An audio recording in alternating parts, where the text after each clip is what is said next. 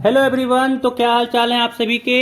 उम्मीद करते हैं सब अच्छे से होंगे और आप लोग अपने एग्जाम की तैयारी जो आपका कल हिंदी का एग्जाम है उसके लिए भी अच्छे से कर रहे होंगे।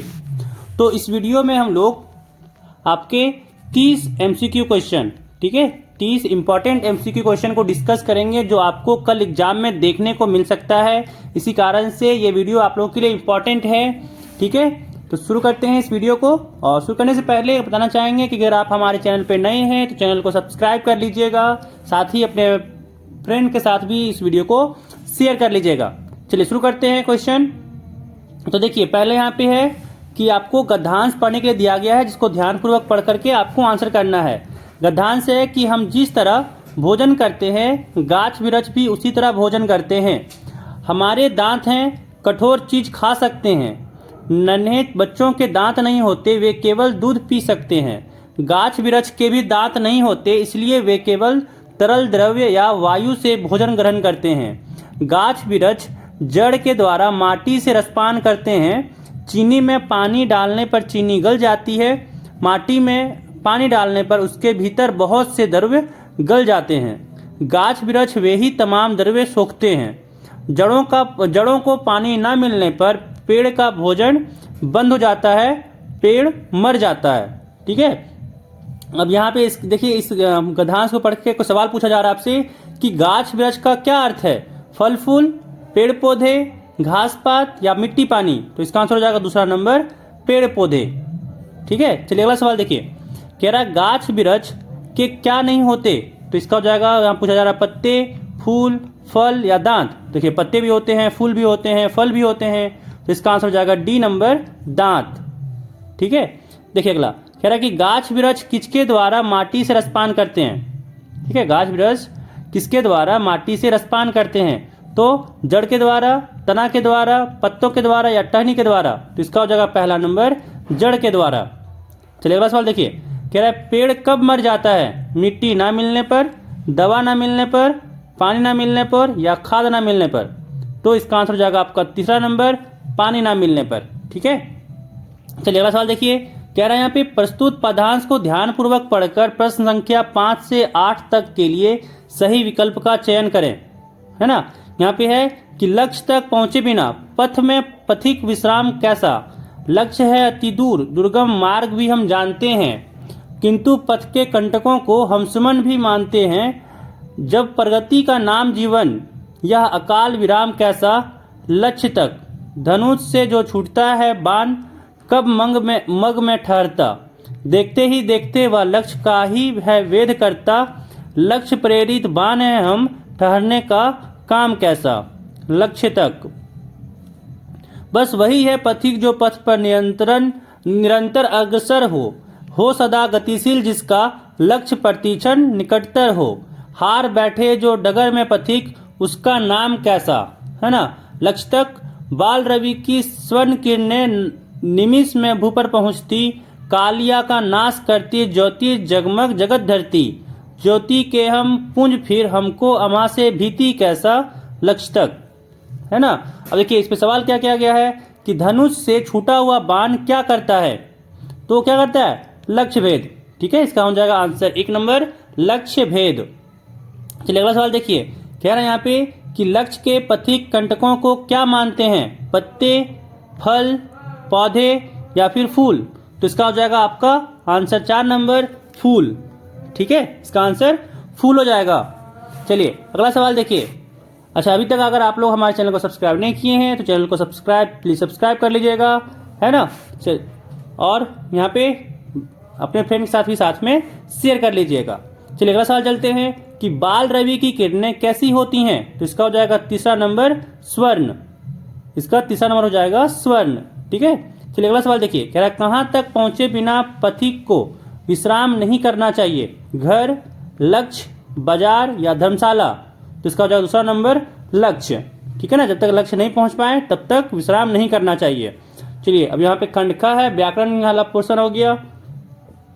कह रहा निम्नलिखित प्रश्नों के सही विकल्प का चयन करें।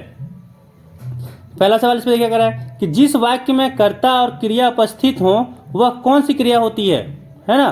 तो कर्ता और क्रिया जिसमें उपस्थित होता है उसको कहते हैं अकर्मक, ठीक है, उसको अकर्मक क्रिया कहते हैं। सकर्मक भी नहीं, द्विकर्मक भी नहीं और प्रेरणार्थक भी नहीं, अकर्मक क्रिया। ऑप्शन 1 हो जाएगा। अगला सवाल कि बच्चा पुस्तक पढ़ रहा है, कौन क्रिया है ना? तो ये हो जाएगा आपका सकर्मक। ये आपका हो जाएगा दूसरा नंबर सकर्मक। अगला सवाल कि किसान खेत जोत रहा है, इसमें क्रियापद कौन है? क्रियापद कौन है? पहला किसान, खेत, जोत या जोत रहा है। तो किसान जोत रहा है, इसका क्रियापद है जोत रहा है। ठीक है, ऑप्शन डी हो जाएगा आपका जोत रहा है।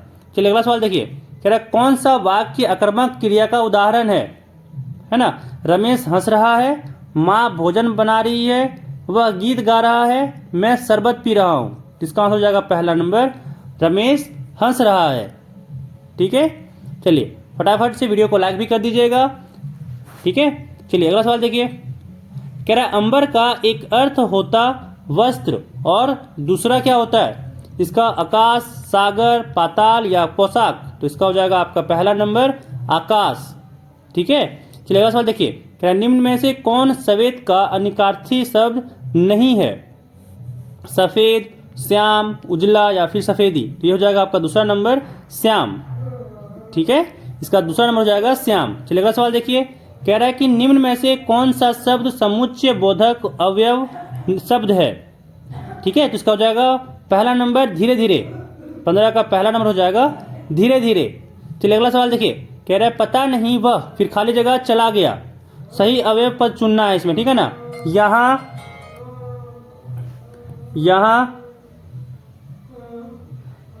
एक सेकेंड,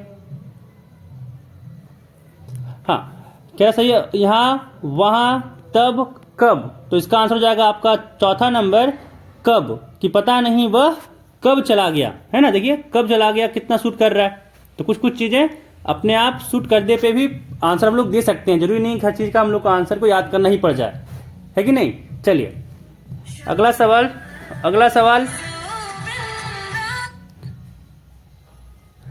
सवाल देखिए, कह रहा शिक्षक चाहते हैं कि उनके विद्यार्थी अच्छा बने, यह कौन वाक्य है?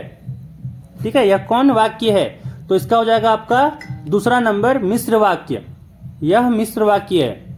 चलिए अगला सवाल देखिए, कह रहा है प्रतिदिन कौन समास है? अवयवी भाव, तत्पुरुष, द्विगु या बहुव्रीहि। तो इसका हो जाएगा पहला नंबर अभिव्ययी। अगला सवाल देखिए, इसमें कह रहा है कि निम्न में से बहुव्रीहि समास कौन है? शरणागत, दिन रात, लंबोदर या पंचवटी। तो इसका हो जाएगा तीसरा नंबर लंबोदर। अगला सवाल कि पक्षी आकाश में उड़ेंगे, यह कौन वाच्य है? कृतवाच्य, कर्मवाच्य, भाववाच्य या इनमें से कोई नहीं। तो इसका हो जाएगा पहला नंबर कृतवाच्य। ठीक है, ये हो जाएगा पहला, 20 का पहला हो जाएगा कृतवाच्य। अगला सवाल यहाँ पे ग्रामर पाठ्य पुस्तक से अब है कि गद्यांश को पढ़ना है और फिर सही विकल्प का चयन करना है। कह रहा है बाल गोविंद भगत की संगीत साधना का चरम उत्कर्ष उस दिन देखा गया जिस दिन उनका बेटा मरा। इकलौता बेटा था वह, कुछ सुस्त और बोधा सा था, किंतु इसी कारण बाल गोविंद भगत उसे और भी मानते। ठीक है ना? तो पूछा जा रहा सवाल में कि बाल गोविंद भगत का बेटा कितना था? 1, 2, 3 या 4। तो इसका आंसर हो जाएगा 1 नंबर, क्योंकि यहाँ पे इकलौता बेटा लिखा हुआ है ना? इसलिए हो जाएगा 1 नंबर, 1 बेटा था। चलिए अगला सवाल देखिए कि बाल गोविंद भगत का बेटा कैसा था? सुस्त, दुरुस्त, तंदुरुस्त या सुस्त और बोधा सा। तो इसका हो जाएगा चौथा नंबर सुस्त और बोधा सा। ठीक है, अगला सवाल देखिए, कह रहा है फादर को जहरबाद से नहीं मरना चाहिए था, जिसकी रगों में दूसरों के लिए मिठास भरे अमृत के अतिरिक्त और कुछ नहीं था, उसके लिए इस जहर का विधान क्यों? ठीक है ना? तो यहाँ पे इसका सवाल इस पे है कि फादर बुल्के की मृत्यु किस रोग से हुई? जहरबाद से, तपेदिक से, कैंसर से या जवर से। तो इसका हो जाएगा पहला नंबर जहरबाद से। है ना? अगला सवाल देखिए, कह रहा विधान का क्या अर्थ है? विधा, विद्या, विघ्न या फिर नियम। तो विधान का आ जाएगा आपका ऑप्शन 4 नंबर नियम। ठीक है ना? वीडियो को लाइक और चैनल को सब्सक्राइब जरूर कर लीजिएगा अगर अभी तक आपने सब्सक्राइब नहीं किया हो तो। चलिए अगला सवाल देखिए, कह रहा प्रस्तुत पठित काव्यांश को पढ़कर किए गए प्रश्न में से सही विकल्प का चयन करें। हमारे हरी हारिल की लकड़ी, मनकरम बचन नंद नंदन उर, यह दीर्घ करी पकड़ी। जागत सोवत स्वप्न दिवस निसी कान्ह कान्ह जकरी। अब इसमें देखिए सवाल क्या दिया गया कि गोपियों की दशा किस पक्षी की तरह हो गई है, हारिल, हरित्र, हिरन या कपोत। तो इसका हो जाएगा पहला नंबर हारिल, हारिल पक्षी की तरह हो गई है। देखिए अगला सवाल देखिए, कह रहा है यहाँ नंद नंदन किसे कहा गया है, उद्धव को, अक्रूर को, सुदामा को या फिर कृष्ण को। तो इसका हो जाएगा आपका 26 का चौथा नंबर कृष्ण को। अगला देखिए कह रहा है यहाँ पे कि घेर घेर घोर गगन धराहर धराधर ओ, ललित ललित काले घुंघराले बाल कल्पना कैसे पाले, है ना। तो सवाल क्या है कि यह पद्यांश किस कविता का अंश है, आत्मकथ्य, कन्यादान, उत्साह या फिर अट नहीं रही है। तो इसका आंसर हो जाएगा तीसरा नंबर उत्साह। यह कविता जो है वो उत्साह का अंश है। चलिए अगला देखिए, कह रहा है कि कवि बादल को क्या घेरने को कह रहे हैं, पूरा आकाश, जंगल, सागर या पहाड़। तो इसका हो जाएगा आपका पहला नंबर पूरा आकाश। ठीक है, पूरा आकाश को घेरने को कह रहे हैं। अगला सवाल यहाँ पे कि कैप्टन कौन था, सैनिक, चश्मा बेचने वाला, मिठाई बेचने वाला या फिर घूमने वाला। तो इसका हो जाएगा आपका दूसरा नंबर चश्मा बेचने वाला, है ना। उसको सैनिक जो कैप्टन इसका नाम क्यों पड़ा था, क्योंकि वो जो आपका सुभाष चंद्र बोस का मूर्ति था उनका डेली चश्मा बदलते रहते थे, है ना। तो लोग सोचते थे कि ये उसी सैनिक में से एक होंगे जो उनके साथ लड़ाई किए थे, इसी कारण से लोग उन्हें कैप्टन कहते थे। ठीक है ना, कहानी को पढ़े होंगे तो आपको पता चला होगा। चलिए अगला सवाल देखिए, यहाँ पे कह रहा है कि लेखक ने खीरा खाने से क्यों इनकार कर दिया था, है ना, कि आत्म सम्मान की रक्षा के लिए, खाने की इच्छा नहीं थी, घमंडी होने के कारण या दूसरों की चीज खाना पसंद नहीं था। तो इसका आंसर हो जाएगा आपका पहला नंबर आत्मसम्मान की रक्षा के लिए। चलिए अगला सवाल देखिए, कह रहा है बिस्मिल्लाह खां क्यों बजाते थे, बिस्मिल्लाह खां क्या बजाते थे, बांसुरी, सितार, शहनाई या वीणा। तो इसका आंसर हो जाएगा तीसरा नंबर शहनाई, है ना, शहनाई बजाते थे। चलिए अगला देखिए, कह रहा है लेखिका जो मन्नू भंडारी है पूरा बोल रहा है यहाँ पे, क्या बचपन किस शहर में बीता, कानपुर, अजमेर, जयपुर या फिर जैसलमेर। तो इसका आंसर हो जाएगा दूसरा नंबर अजमेर, अजमेर में उनका बचपन बीता था। चलिए अगला देखिए सवाल, कह रहा कि परशुराम के गुरु कौन थे, शिव, ब्रह्मा, विष्णु या गणेश। तो हो जाएगा आपका पहला नंबर शिव, परशुराम के गुरु शिव जी थे। अगला सवाल देखिए, कह रहा है कि कवि नागार्जुन मैथिली में किस नाम से प्रतिष्ठित हैं, यात्रा, यात्री, बाबा या भक्ति। ये हो जाएगा आपका दूसरा नंबर यात्री।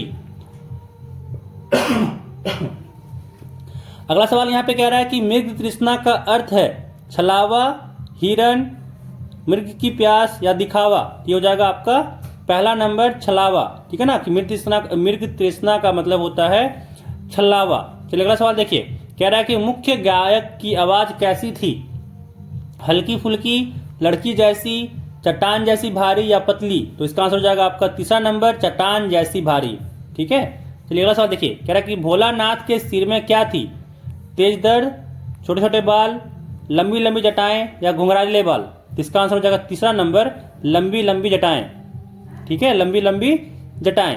चलिए अगला देखिए, कह रहा है कि कभी कभी बच्चे किसका जुलूस निकालते थे, नारेबाजी का, बारात का, संगीत का या फिर खेल का। इसका आंसर हो जाएगा दूसरा नंबर बारात का। चलिए अगला देखिए, कह रहा है जॉर्ज पंजम की लाट कहाँ स्थित थी, है ना, आगरा, कोलकाता, बम्बई या दिल्ली। इसका हो जाएगा चौथा नंबर दिल्ली। चलिए अगला सवाल देखिए, कह रहा है कि गंगटोक नगर किस राज्य की राजधानी है, सिक्किम, असम, अरुणाचल या फिर मिजोरम। तो इसका आंसर हो जाएगा आपका पहला नंबर सिक्किम। जो गंगटोक है वो सिक्किम राज्य की राजधानी है। ठीक है, तो ये आपके यहाँ पे क्वेश्चन सारे खत्म हो गए। तो फटाफट से चैनल को सब्सक्राइब कर दीजिएगा, वीडियो को लाइक कर दीजिएगा। इस वीडियो में बस इतना ही। खूब ख्याल रखिएगा अपना, मिलते हैं फिर अगले वीडियो में। एंड साथ ही ऑल दी बेस्ट आपके एग्जाम के लिए। ठीक है, खूब ख्याल रखिएगा।